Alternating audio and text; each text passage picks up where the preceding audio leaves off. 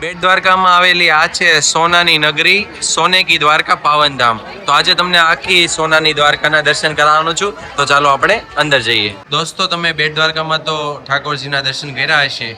આ છે સુવર્ણ દ્વારિકા, એટલે કે સોનાની નગરી દ્વારિકાનું એમ કહેવામાં આવે છે. તો ચાલો તમને આખી દ્વારિકા નગરીના દર્શન કરાવું. જોતા જાઓ બધું. જય દ્વારકાધીશ. જો ઉપર મસ્ત મજાનું લખેલું છે. વાસુદેવ અને કૃષ્ણ ભગવાનને લઈને જાય છે. જો હા, જો નીચે પાણી છે.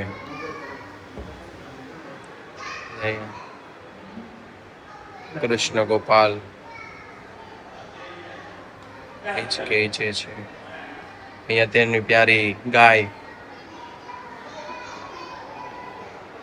આ માસી પૂતનાનો વધ કરેલો છે. જો તમે સાઈઝ જોવો, પૂતના માસી કેટલા મોટા છે અને આપણા બાળ ગોપાલ કૃષ્ણ જોવો. પણ એમ કહેવાય ને કે લીલા અપરંપાર છે કૃષ્ણ ભગવાન.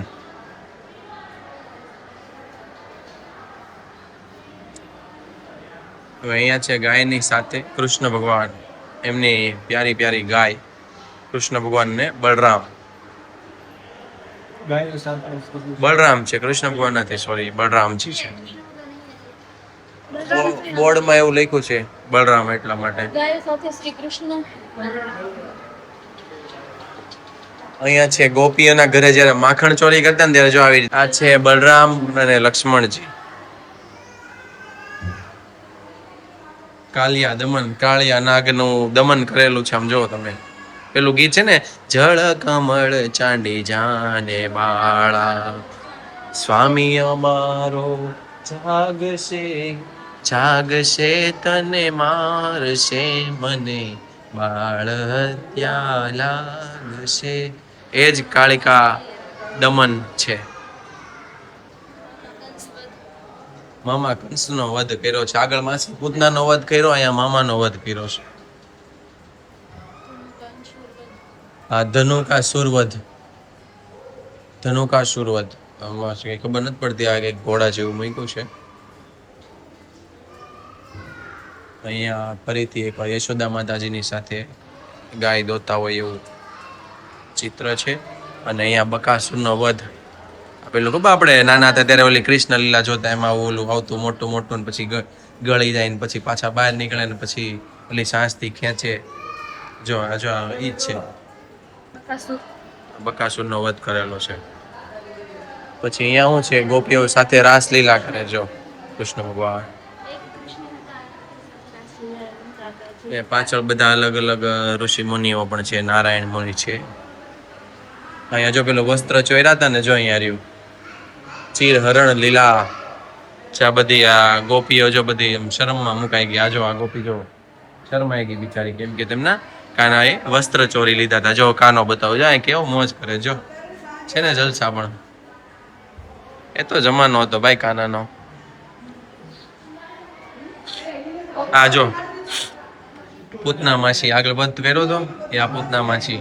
જો તમે એનું સ્વરૂપ જો. મીરાબાઈની ભક્તિ સાંભળતા બાલકૃષ્ણ. જો અહીંયા છે રાધા કૃષ્ણ રાસલીલા કરી રહ્યા હોય એવું અહીંયા લખેલું છે. ધન્વંતરી ભગવાન, ગંગાચાર્ય. અને મિત્રો, અહીંયાની ખાસ વાત એ છે કે અહીંયા છે ને, અહીંયા એન્ટ્રી ફ્રીમાં નથી. અહીંયા પર પર્સન 40 રૂપિયા ટિકિટ રાખવામાં આવેલી છે, કે જેથી આ લોકો વ્યવસ્થિત રીતે મેન્ટેન કરી શકે. એટલા માટે અહીંયાની 40 રૂપિયા ટિકિટ છે. અહીંયા છે સાંદીપની આશ્રમ.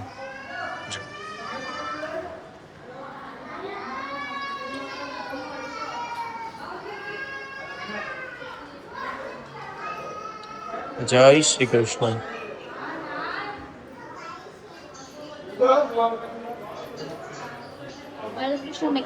બાલકૃષ્ણ ઝૂલતે આપેલો આ પેલા ખાંડણી ઉપર બાંધી દીધા હતા ને, પછી પેલું મોઢું ખોલ્યું એટલે આખું બ્રહ્માંડ દેખાણું હતું.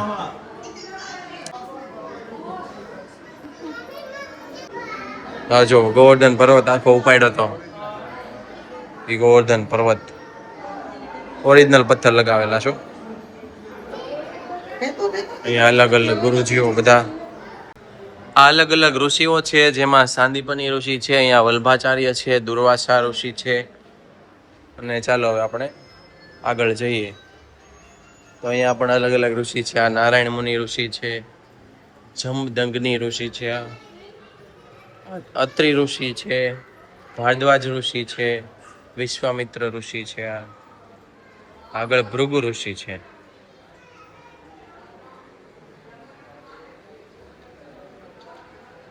હજી પણ ઘણા બધા ઋષિઓ, ગૌતમ ઋષિ છે, સંત તુકારામ, કશ્યપ ઋષિ છે, તમને આગળ આ બતાવશે. કશ્યપ ઋષિ છે. તો અહીંયા ઘણું બધું પબ્લિક પણ આવે છે.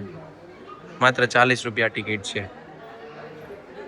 જો આખી સોનાની નગરી હોય એ રીતે આખું બધું સજાવેલું છે. અહીંયા ધૈર્ય લક્ષ્મી માતાજી છે. અહીંયા અષ્ટલક્ષ્મી માતાજીના તમે દર્શન કરી રહ્યા છો. પણ ધન્ય લક્ષ્મી, અલગ અલગ લક્ષ્મી માતાના સ્વરૂપ છે. તો ચાલો હવે આજે આગળ જઈએ આપણે. સોનાની દ્વારકા ચારોધામ 10 અવતાર દર્શન કે લીએ. હવે 10 અવતાર અલગ અલગ હવે જોઈએ આપણે. અહીંયા છે કૌરવ અને પાંડવ વંશ. અહીંયા છે દુશાસન દ્વારા દ્રૌપદીનું વસ્ત્રહરણ. આ મહાભારત સમયની આવી ગયું આ બધું. જો વસ્ત્રહરણ કર્યું હતું એ. જ્યાં બધા કેવું નીચું જોઈને બેઠા છે. અને આ બધા જોવો,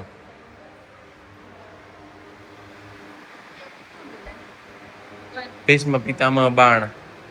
ભીષ્મ પિતામહ બાણ ઉપર સુતા જોવો તમે.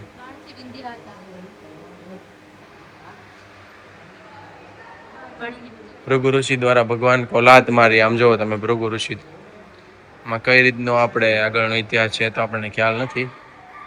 વામનજીનો બલિરાજા પાસે આગમન અહીંયા. અને આ સાઈડ પણ ઘણા બધા દર્શન કરી શકો છો. કૃષ્ણ રૂકમણીજી અને દુર્વાસા ઋષિનું પૂજન કરી રહ્યા છે.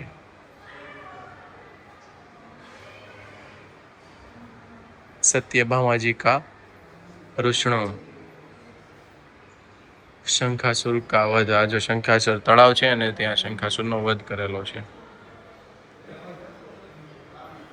હાથી ને મગર એવું છે અહીંયા. તો આજુ બધા અલગ અલગ અવતાર, કૃષ્ણ અવતાર, રામા અવતાર, પરશુરામ અવતાર, વામન અવતાર. અહીંયા અલગ અલગ અવતારમાં નૃસિંહ અવતાર છે. અહીંયા પટરાણીઓ સાથે બેઠા છે કૃષ્ણ ભગવાન. અહીંયા ત્રિદેવ દર્શન, ગોપીઓ રાસ. અહીંયા વરાહ અવતાર, આ કચ્છા અવતાર, મત્સ્ય અવતાર, શેરાવાલી માતા, મહાકાળી માતા. બહુ બધા માતાજી, બધા સ્વરૂપોને અહીંયા આવરી લેવામાં આવ્યા છે. અહીંયા વિષ કો અમૃત કરતે ભગવાન શ્રી કૃષ્ણ ઝેરને અમૃત બનાવી દે છે. જો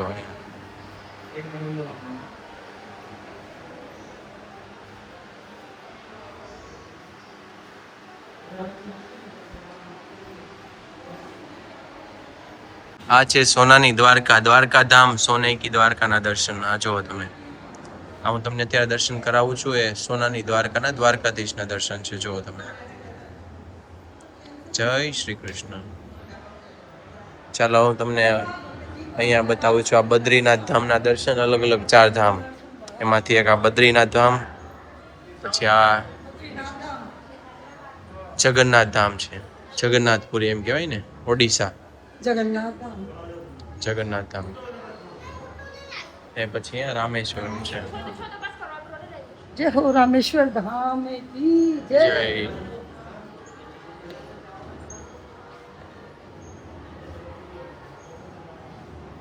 તો આ છે આપણું સોનાની દ્વારિકા ધામના આજે તમને દર્શન કરાવ્યા.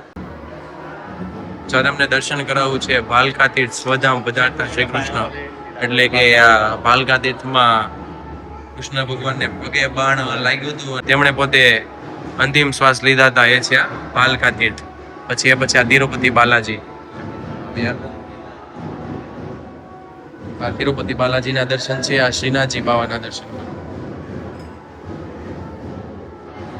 હવે તમને બતાવવાનું છું કે આપણા ભારતમાં અલગ અલગ 12 જ્યોતિર્લિંગ આવેલા છે. 12 જ્યોતિર્લિંગની હું તમને દર્શન કરાવવાનો છું. સૌ પ્રથમ કાશી વિશ્વનાથ, પછી ત્રંકેશ્વર, નાગેશ્વર, મહાકાલેશ્વર, વૈદ્યનાથ, સોમનાથ, ઓમકારેશ્વર, રામેશ્વરમ, મલ્લિકાર્જુન, ધર્મેશ્વરમ, ભીમાશંકર, કેદારનાથ. આ 12 જ્યોતિર્લિંગ શિવ ભગવાન સાક્ષાત. આવા જ નવા વિડીયો જોવા માટે સુરત માર્કેટિંગ યુટ્યુબ ચેનલને સબસ્ક્રાઇબ કરી લેજો. ફરીથી નવા વિડીયો સાથે મળીશું. જય હિન્દ, જય ભારત, જય દ્વારકાધીશ.